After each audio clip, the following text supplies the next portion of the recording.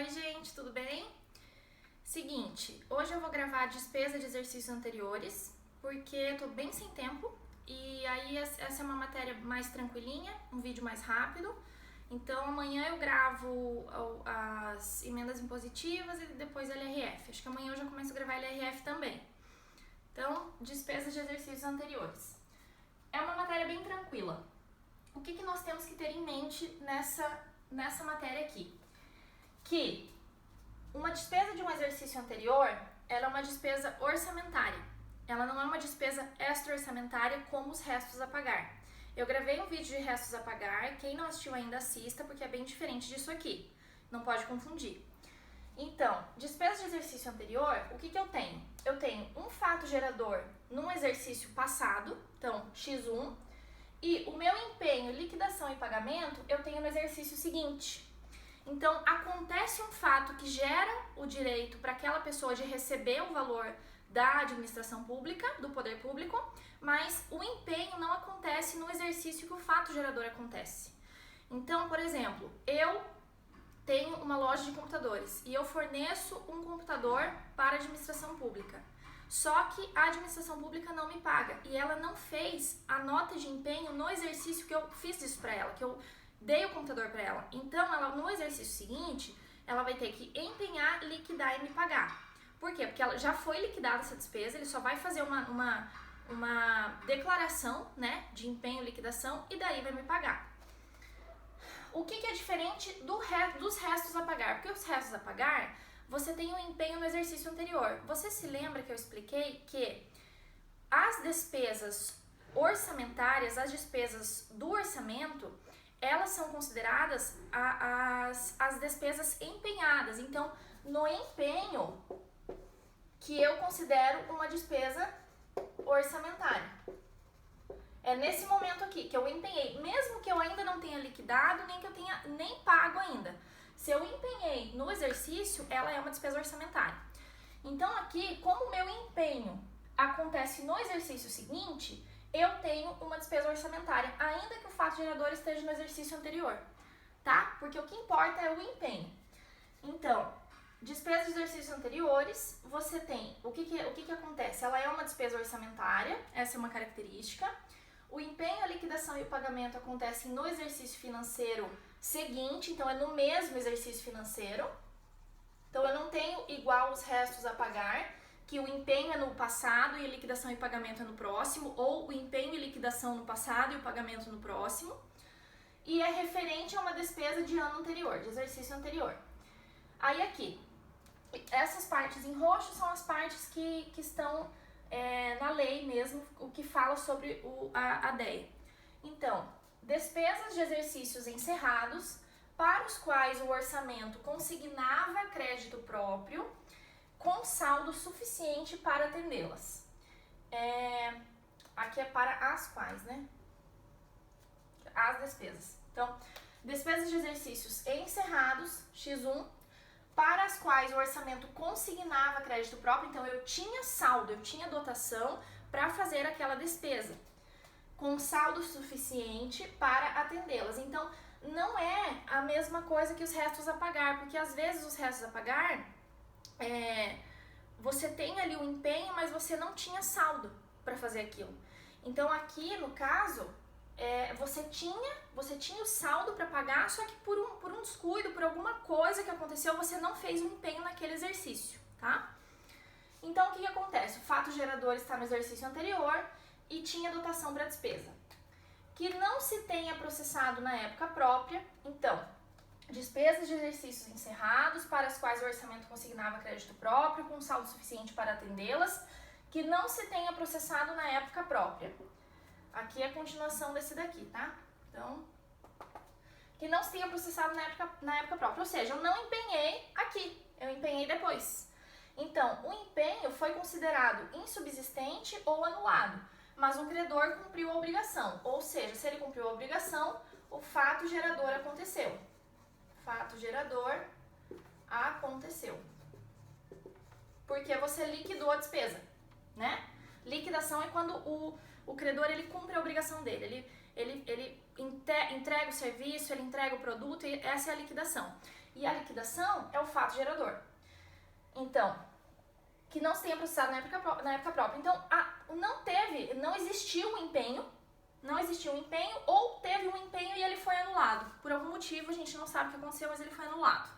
Se esse empenho foi anulado, mas o credor cumpriu a obrigação dele, eu vou ter que pagar, porque senão isso é enriquecimento ilícito, né? Enriquecimento sem causa, não tem como. Porque daí ele cumpriu a obrigação dele, ele me entregou o produto, ele me entregou o serviço e eu não paguei. Não faz sentido. Então, se o empenho foi considerado insubsistente ou anulado e o credor cumpriu a obrigação, vai ser DEA. Bem como os restos a pagar com prescrição interrompida. Ou seja, o que isso aqui quer dizer? Que os restos a pagar, né, foi cancelado, então o RP foi cancelado, mas ainda está vigente o direito do credor. Ou seja, aqui também existiu um fato gerador, tá? Só que o RP deste fato gerador foi cancelado. Então, por exemplo, tinha um empenho e a liquidação e o pagamento foi feito no outro exercício, tá? Então, aqui foi em dezembro e aqui foi em janeiro. Só que daí o que acontece? Aqui é muito rápido, dezembro para janeiro.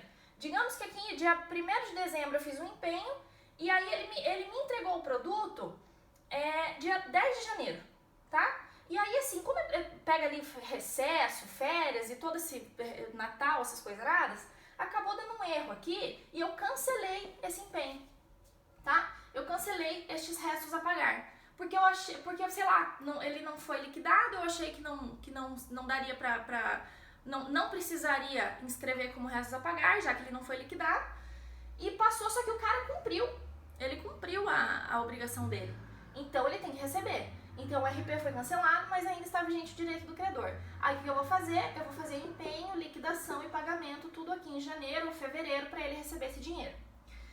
E compromissos reconhecidos após o encerramento do exercício poderão ser pagos à conta de dotação específica consignada no orçamento, discriminada por elementos, obedecida sempre que possível, não é sempre, sempre, sempre, é sempre que possível, a ordem cronológica. Então tá, vamos ler tudo junto. O que são despesas de exercícios anteriores? São despesas de exercícios encerrados para as quais o orçamento consignava crédito próprio com saldo suficiente para atendê-las, que não se tenham processado na época própria, bem como os restos a pagar com prescrição interrompida e compromissos reconhecidos após o encerramento do exercício financeiro poderão ser pagos à conta de dotação específica consignada no orçamento, ou seja, é uma despesa orçamentária, discriminada por elementos, ou seja, você faz aqui uma especificação do que você está pagando, é material de consumo, é tributo, sei lá, não sei, tem que discriminar, tá bom? E obedecida, sempre que possível, a ordem cronológica, sempre que possível, não é sempre, sempre, sempre. Daí tá, aqui, gente, só uma coisinha pra vocês se vier isso aqui em prova. O empenho por estimativa, isso aqui é da aula de despesa. Nós temos 3 tipos de empenho, que é o empenho ordinário, o empenho global e o empenho por estimativa.